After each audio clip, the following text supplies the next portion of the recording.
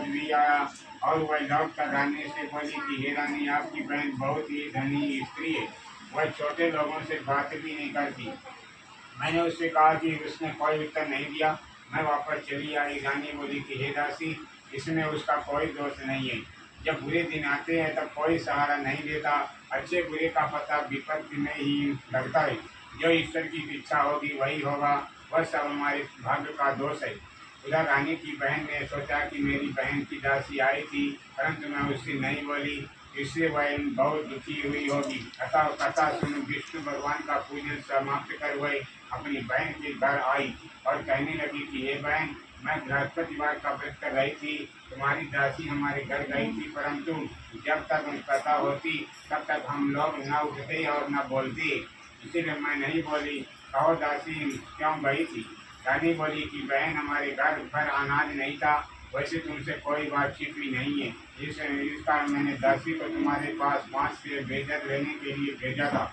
रानी की बहन बोली कि बहन, बृहस्पति भगवान आपसे सबकी मनोकामना पूर्ण करती। देखो शायद तुम्हारे घर में अनाज रखा हो। वह सुनकर दासी घर के अंदर गई तो वहाँ उसे एक बड़ा बेजर का भरा मिल गया। उसने बड़ी हैरानी हुई, क्योंकि उसके एक एक बर्तन देख लिया था। उसके बाहर बाहर आकर रानी को बताया। दासी अपनी रानी से कहने लगी कि हे रानी, देखो, वैसे हमको सब अन्न अन्न नहीं मिलता तो हम रोज ही व्रत करती है। अगर तुम इसमें व्रत की विधि और कथा पूछ ली जाए तो हम भी किया करेंगे।